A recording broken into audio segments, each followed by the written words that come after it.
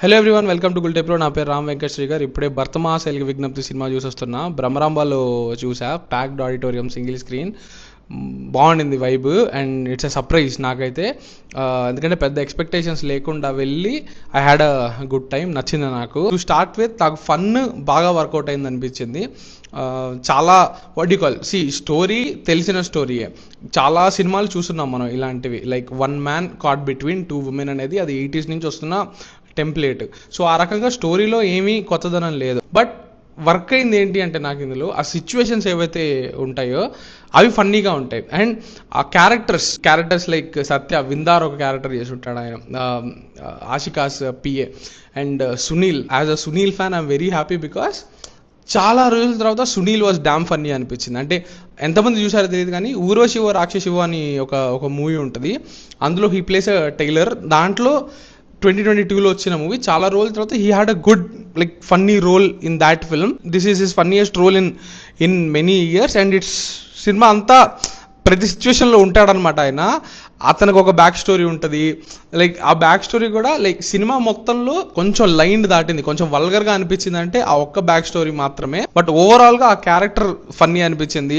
వెన్నెల కిషోర్ ఆయన క్యారెక్టర్, లీలా అనో క్యారెక్టర్ అది. అండ్ సడన్ గా పేరు గుర్తుకొచ్చి అట్లా 90s లో ఆదిత్య ఉంటాడు కదా, తన క్యారెక్టర్. అక్కడ ఉన్న సిచ్యువేషన్స్ అనేవి చాలా ఫెమిలియర్ సిచ్యువేషన్స్ అయినప్పటికీ ఈ క్యారెక్టర్స్ వల్ల ఫన్నీగా ఉంటుంది. ఫస్ట్ హాఫ్ లో ఒక షాపింగ్ మాల్ సీక్వెన్స్ ఒకటి ఉంటుంది. లైక్ ఇద్దరు లేడీస్ ఉన్నారు, వాళ్ళిద్దరికి దొరకకుండా ఎలా తప్పించుకుంటున్నారు.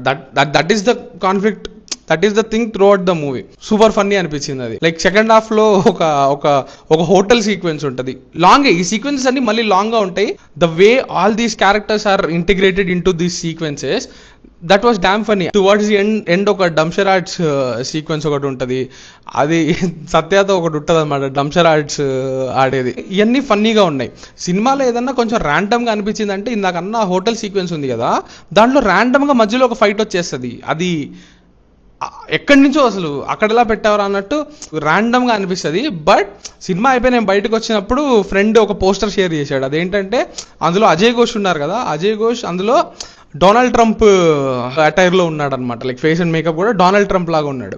ఈ హోటల్ ఆయన నార్త్ కొరియన్ డిక్టేటర్ ఉన్నాడు కదా, ఆయన లాగా కనిపిస్తాడు. సో అది డిలీట్ చేసేయడం వల్ల దీనికి ఇట్ డజంట్ మేక్ సెన్స్ అనిపించింది. It felt two random. And dubbing లో కూడా కొన్ని డైలాగ్స్ మార్చినట్టు అర్థమవుతుంటుంది. అండ్ ఆ ఫైట్ అనేది రావడం కూడా it felt very random because it's not serving any purpose. దానికి ఎటువంటి పే ఆఫ్ కాన్సిక్వెన్స్ కూడా లేదు. వుడ్ హ్యావ్ బిన్ కూల్ కదా Raviteja film after many years without a single fight. Would have been nice. అది it felt unnecessary. That being said, comedy అనేది thoroughly through out enjoy చేశాను నేను. Climax లో మాత్రం I felt ఇక్కడ కూడా ఫన్ కి ప్రయారిటీ ఎందుకు ఇవ్వడము, మేబీ ఇక్కడ యాక్చువల్లీ ఒక సీరియస్ జోన్లోకి వెళ్ళుండొచ్చు కదా సినిమా అనిపించింది. అది ఎందుకంటే సినిమా తీసుకున్న కోర్ కాన్ఫ్లిక్ట్ ఏదైతే ఉందో, ఆ ఇన్ఫిడిలిటీ, అది ఎక్స్ప్లోర్ చేయడం, ఆ ఒక్క బిట్ అది కూడా సరదాగా అయిపోవడము.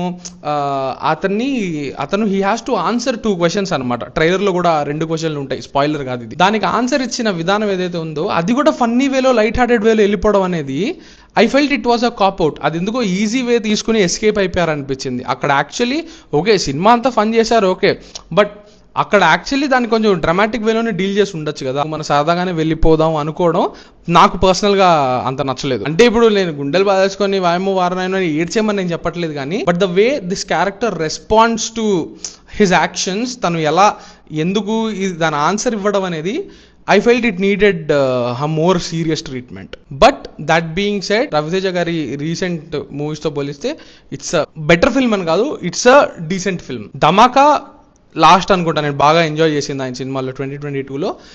దానికంటే నాకు ఇది ఎక్కువ నచ్చింది. ఓవరాల్ చెప్తున్నా కదా, పెద్ద ఎక్స్పెక్టేషన్స్ లేకుండా వెళ్ళాను and I had a good time. That's it from this review. Do subscribe to Gulte pro for more reviews and interviews. Thank you.